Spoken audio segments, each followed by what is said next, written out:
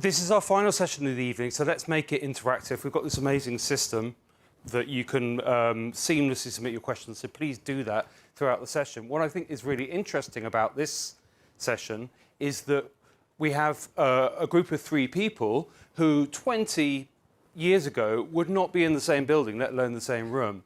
A very different audiovisual industries, construction, architecture. Okay, you two maybe, but but now these industries are all using overlapping tools and overlapping with each other in kind of some interesting ways. Now, I want to drill into that a little bit as we move on, but I think first, just to get it as concrete as possible, because we're talking about, you know, all these different new technologies. So I'd like to start with you, Ged, the chief. Sorry, what's your? If you can remind me of your job title. Managing It's Director. behind me, Chief. Oh, excuse me. Now, you've been talking to me in the green room about the way that your industry is being completely revolutionised by all sorts of new types of new technology. In terms of your sort of daily bread and butter, what are the actual tools we're talking about that have been most transformative, and how are they being employed? So it was touched on by some of the earlier speakers. I think probably the biggest change for us is the way we operate, particularly in the world of design, and increasingly that now moves forward into the world of manufacture. So I suppose we go back historically, the way the industry used to be, going back way back when, architects would design a building with their design colleagues. That information would be passed across as the builder, then we'd go out there and build that building.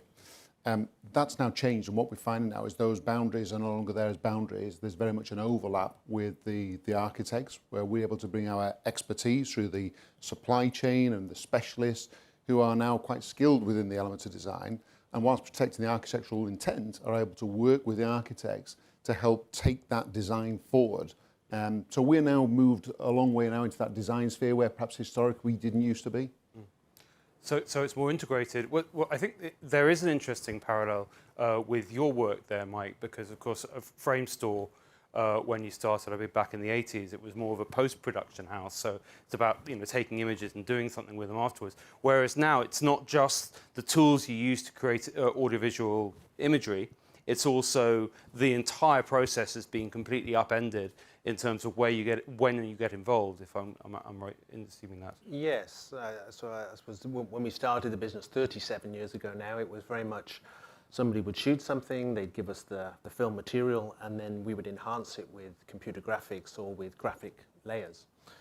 Today, the technology now allows us to go way beyond that, to actually conceive the ideas, to imagine them, to build worlds and environments that you can stand within, to use technology like VR and AR to put yourselves inside sets before they're built, to then design from the inside out, and then to make creatures and environments that can look seamlessly real, but using computer technology. So our job or our interaction in the creative process goes from the very earliest stage of concept. In fact, studios will quite often come to us with scripts before they're even greenlit internally and ask us to show them what they will look like, to imagine the colors, the ambiance, the action that might be within a sequence, so that they can then compete within the studio for which film gets greenlit. So being involved in every stage of the creative process makes our world a much more creatively satisfying place to be, but also means that we have to have also a huge range of skills. So we have physicians, mathematicians, computer scientists and engineers teamed up with people like myself, who's a graphic designer. We have photographers, directors and writers, and it's that combination of science and art that make us able to do what we do. Well, we actually already have a question that touches on that sheer variety of skills, but I think I'd like to bring Miranda in first. Now, we were talking earlier, and I understand actually you have some anxieties, reservations about the extreme rapidity and acceleration of tech tools within architecture. And what's the area which, within your own practice at Morris & Company, you've seen most transformed in recent years? I think what's been really, really useful is probably talking Autodesk CEO, is the kind of understanding what our current design processes are and how we can use that time more valuably. And I think that what we've managed to do is also what I think we're sort of touching on is sort of stages of design. So previously, kind of go through various stages, there might be quite a bit of waste, you then review that, you then assess it, you get another discipline in, they'd say redo it, you've done it wrong, go back.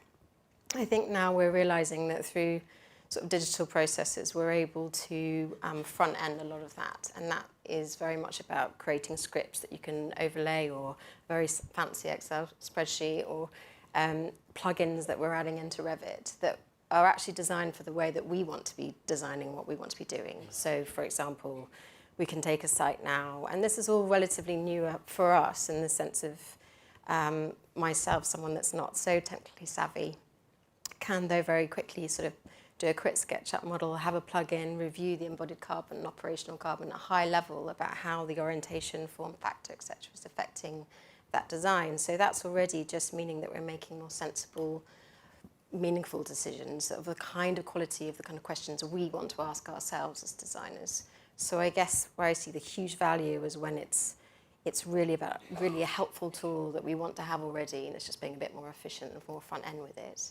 But the most important question always is just like, why? Why are we using that? Why do we have that data? And I guess that's where hopefully the designers are still very critical to that. And just to pick up on Ged's point, are you finding a greater interaction with the developers and construction companies throughout the process? I think we're starting to, aren't we? Because I think back. I'm just echoing what I'm sorry, I've forgotten his name. The big man, the CEO, is that the Andrew. Thank you. Is at the moment I'd say there's sort of the legal issues, the PI issues. I think that we have the ability, don't we? Sort of the Revit model is very quite intelligent. There is means in which you can share that.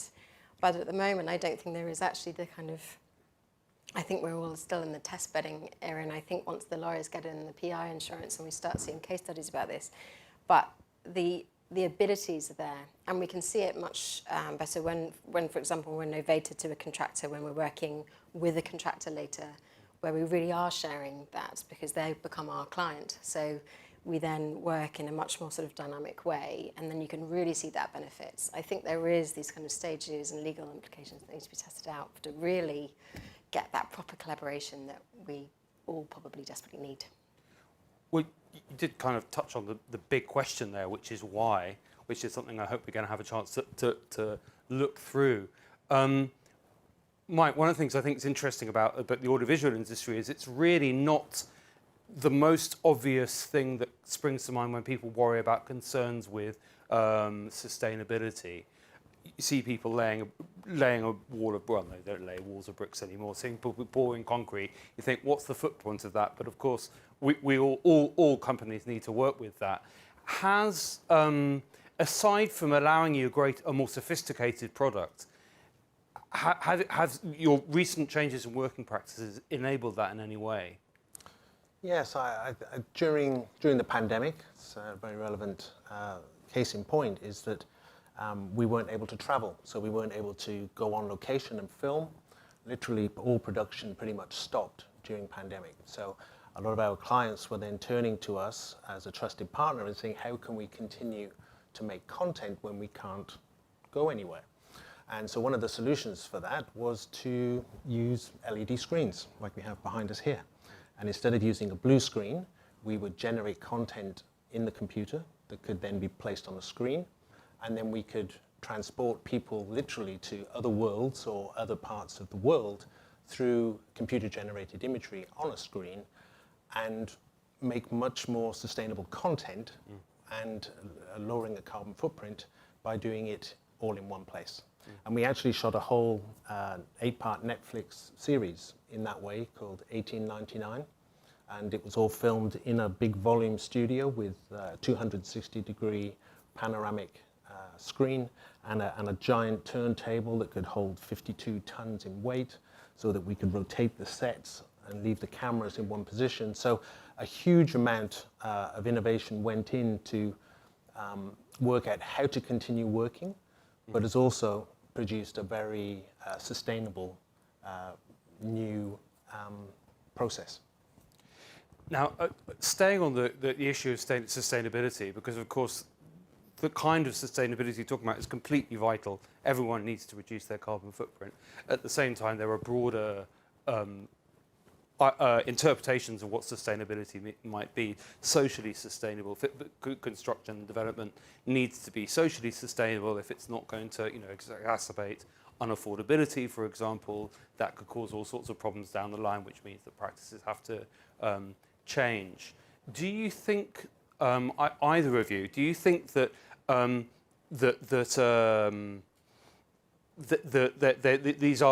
they're useful tools for creating a more socially sustainable production, a more socially sustainable form of design, or do you think that they sort of pose potential obstacles or fail to really address that? I suppose I'll start with Ged, just because we haven't heard from you for a bit. Yeah, I mean, perhaps I can just answer that slightly differently. I think probably the more pressing issue for us is the right here, right now. So I think, you may have to talk a bit more about the social impact, but I think, the construction industry and the built environment produces 40% of global emissions. So we have a responsibility to try and address that. And some very obvious things are, over 50% of all the waste produced in the UK by weight comes from the construction industry. So we are very, very wasteful in terms of the way we currently build. And that's because a lot of what we do, the way designs evolve and the way we actually assemble them is very traditional. So packets of plasterboard are delivered to site, lengths of pipework are sort of delivered to site, and things are then cut and adapted on site, and the waste then goes in the skip and disappears from the site. So what we need to do with the use of technology is we need to standardize things more and make sure they are repeatable. So we can move much more to that manufacturing type model. Now that means working with the designers, because it's quite important that we do produce these fantastic buildings, but the bits that sit behind it can be repeatable. And it does require that manufacturing-based approach, because we're a very inefficient industry still. I mean, the manufacturing industry had a 6.5-fold increase in productivity compared to the construction industry over the last 10 years. So it shows there's huge opportunity for us. And I think working with skilled designers and informed clients, if we can get that repetition of standardization using a kit of parts, then we can revolutionize the industry, and certainly then in terms of carbon, we can vastly reduce it. And I think adding to that, what we also have a responsibility is to look at the assets that already exist, and this is happening. We have to stop talking about demolition contractors and talk about reclamation contractors, salvaging the items from the building, how they can be reused and repurposed, how you can keep the assets that actually exist, and the industry start to make sort of great strides into that space. Very true. Miranda? Yeah, very good. I think it's this balance of both, isn't it, in terms of the environmental or operational and embodied carbon. So just to reiterate that we're doing similar things. We're plugging into Revit to get materials within our 3D model, and we can look at the embodied content of that, and we make decisions based on it's data informing and helping us with our design. Obviously, social sustainability critical, because what's the point in building anything then if it's not going to be socially sustainable? And I think the best thing that probably all architects and builders could do would do nothing, I suppose. That's one thing as well. There's an element of we've got enough existing buildings, we've got enough things, we've got a hell of a lot of waste, how can we reuse, what can we do? But actually the social sustainability is where there's a huge question mark. So for example, we're in a massive housing crisis. Doing nothing doesn't seem like a very good response on that end. So it's this balance always of trying to work out how you can do something as environmentally friendly as possible, but as resilient and long-term, and be really sort of helping people at the moment. We've got a terrible homelessness crisis, for example. We need to act now, so we need to get homes built. Absolutely. No, you're talking about, in many ways, that there is some sort of positive potential there. To come back to this question we've got from the audience, actually for you, Mike, in terms of the potential positive input, will AI solve some of the skill shortage issues that the BFX and post-production industry has? Absolutely. I think the concept of smaller teams and having some of the craft work that we at the moment put a lot of people onto, things like cutting or rotoscoping, drawing around something to cut it off a background to put it onto another. Some of these processes can be automated.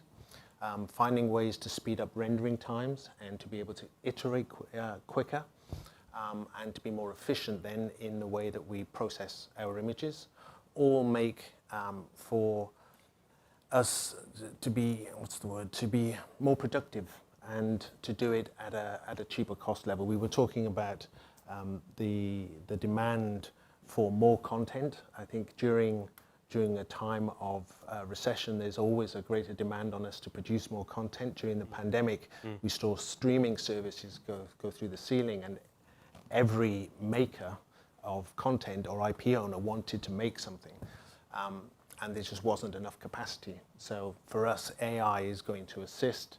It will inspire, as was mentioned earlier, but it will be a great tool for allowing the creative people to concentrate more on the creative process and free up people from doing some of the heavy lifting, the grunt work. Okay.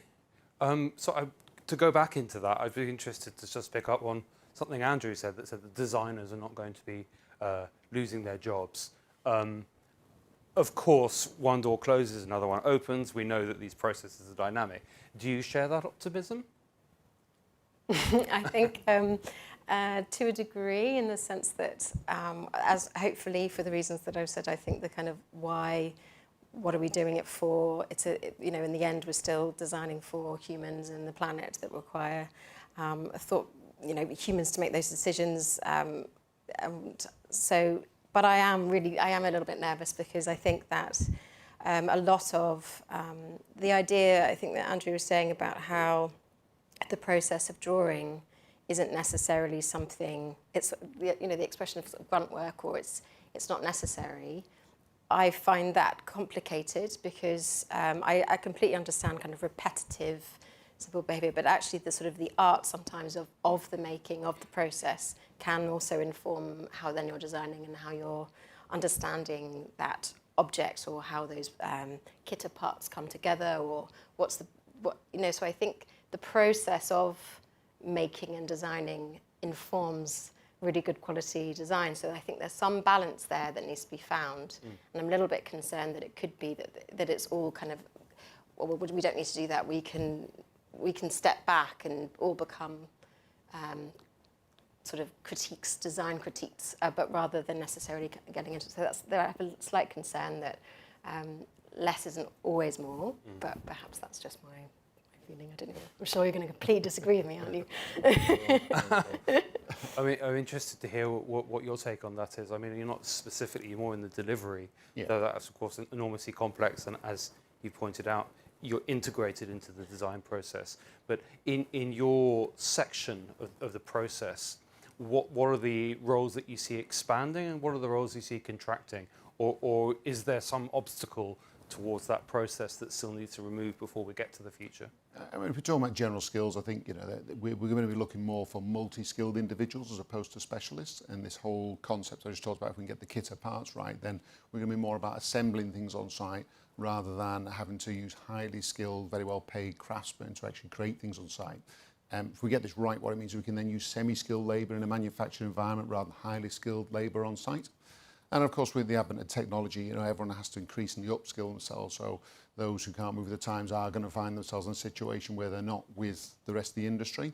That potentially vulnerable situation. But as an industry, we are sort of got an aging demographic anyway. So I think we're going to see a lot of new people coming into the industry over the next few years anyway. Yeah. Okay. Almost finished already. That was quick.